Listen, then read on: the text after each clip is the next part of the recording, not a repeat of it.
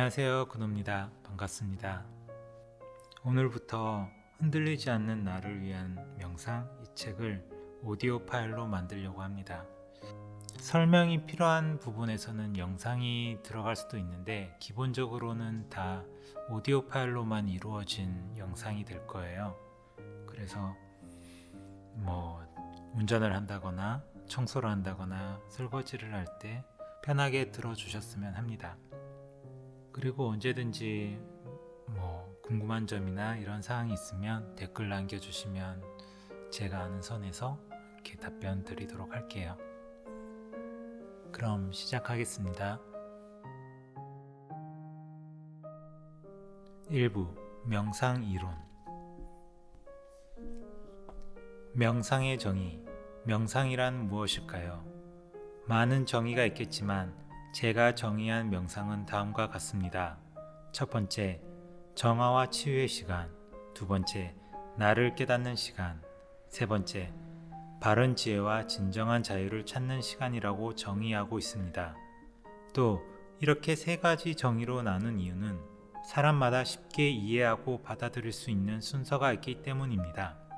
그리고 모든 정의에서 시간이라는 요소가 들어간 이유는 명상은 일정 시간을 들여야 하는 행위이기 때문입니다. 그럼 정의별로 알아보겠습니다. 첫 번째, 정화와 치유의 시간. 보통의 사람들이 가장 가볍게 이해할 수 있는 것으로 첫 번째, 정화와 치유의 시간이라는 정의입니다. 명상법에는 다양한 종류가 있지만 가장 기본은 호흡 명상법입니다.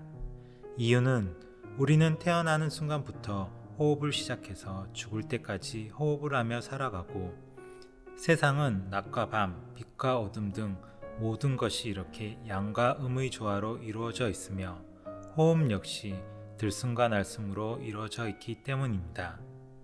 우리는 호흡을 통하여 세상과 함께 호흡을 맞춰 조화를 이룰 때 정화와 치유를 경험하게 됩니다. 조금 단순하게 이야기하면 호흡 명상은 복식 호흡을 기본으로 자신의 호흡에 집중하여 어지럽고 불필요한 생각들에서 벗어나게 하여 긴장된 신체를 이완시키는 행위에서부터 시작됩니다. 이 단순한 행위를 통해서 우리의 신체와 정신은 정화되고 치유되는 것을 경험할 수 있습니다. 이미 호흡 명상이 우리 신체와 정신에 긍정적인 영향을 준다는 것은 다양한 과학적 연구 결과를 통해서 증명되었으며 하버드 의대의 허버트 벤슨 교수의 연구가 대표적인 사례로 볼 수 있습니다. 개인적인 여담이 있지만 옛날 의료기기 회사에서 일할 때 허버트 벤슨 교수의 이론을 바탕으로 휴대용 호흡 유도 기기를 만든 적이 있었는데 무척 즐거운 시간이었던 것으로 기억됩니다. 두 번째, 나를 깨닫는 시간. 다음으로 이 정의는 왜 명상이 정화와 치유가 되는지 좀 더 근본적인 이유를 알 수 있는 정의입니다. 명상을 통하여 고도의 집중 상태인 몰입 상태에 들어가면 바로 진정한 나를 체험할 수 있는 근본 자리로 들어갈 수 있습니다. 이 몰입 상태는 일상생활에서도 가끔 간접 경험을 합니다. 즐겁고 재미있는 일을 하거나 고도의 집중을 요하는 스포츠 운동을 할 때 시간을 느낄 수 없이 어느 순간 지나가 버리는 경험을 해봤을 것입니다. 이렇게 모든 감각과 시간을 느낄 수 없는 상태가 바로 몰입 상태이며 이 단계를 넘어설 때 근본 자리를 경험할 수 있습니다. 진정한 나를 경험할 수 있는 이 근본 자리는 근본이라고도 불리고 불교에서는 불성, 기독교에서는 성령이라고 불리기도 하는 자리입니다.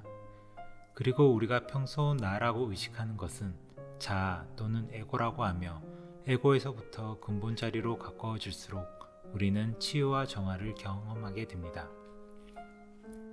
이러한 근본 자리를 비슷하게 경험할 수 있는 또 하나는 아주 깊은 수면 상태입니다. 우리는 가끔 아주 짧은 시간만 잠을 자도 몸과 마음이 개운한 것을 경험해 봤을 것입니다. 이것이 바로 의식에서 무의식으로 넘어가 근본 자리까지 갔을 때입니다. 이때 우리의 몸과 마음은 정화되고 치유되는 것을 경험합니다. 얕은 수면은 의식 자리에서 머물러 있기 때문에 아무리 잠을 자도 피곤합니다.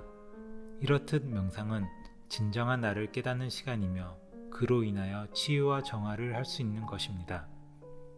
하지만 아쉽게도 대부분의 사람들은 명상이 끝나는 순간 서서히 근본 자리에서 에고 상태로 돌아옵니다.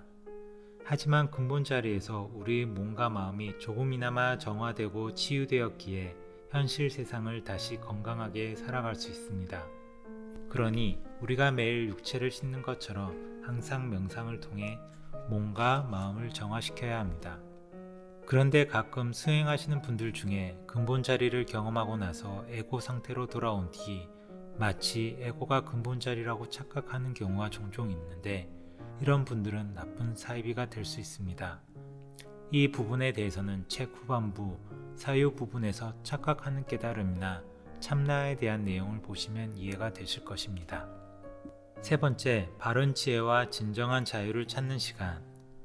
마지막으로 이 정의는 명상이라는 행위를 통해 인간이 추구할 수 있는 가장 큰 행복한 단계로 말할 수 있습니다. 지혜라는 것은 세상의 이치를 알게 되는 것이고, 이를 바탕으로 진정한 자유로움을 얻게 되어 어느 것에도 걸림없는 상태를 말합니다. 이 정의는 나를 아는 단계를 넘어 나와 타인의 관계, 나와 세상의 관계까지 넘어가는 단계입니다. 많은 괴로움은 나에게서부터 시작해서 타인과 세상의 관계로 확장되기 때문에 참된 자신을 아는 것이 우선되고, 이후 자신을 이해하고 치유하는 것이 선행된 뒤에서야 타인과 세상을 이해할 수도 있습니다. 자신도 알지 못하는데 어떻게 타인을 이해할 수 있을까요? 모든 것은 순서가 있습니다.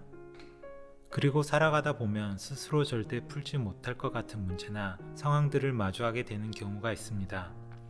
그럴 때 역시 명상은 큰 도움을 줍니다. 명상을 통하여 나라는 틀을 내려놓을 수 있게 되면 더 큰 의식의 관점에서 문제와 상황을 볼 수 있으며 해결할 수 있는 방법도 찾을 수 있습니다. 이것은 명상이 창의력과 통찰력을 키우는 데 도움이 되는 근본적인 이유이기도 합니다. 이렇게 명상에 대한 정의를 세 가지로 구분해 봤지만, 한 줄로 요약해 보면 우리가 몸을 씻듯이 명상을 통해 정신을 정화시키는 것이라고 할 수 있습니다. 우리는 꾸준한 명상을 통하여 근본 자리의 향기가 무의식과 의식까지 스며들게 하여 향기로운 삶을 살아가도록 해야 합니다.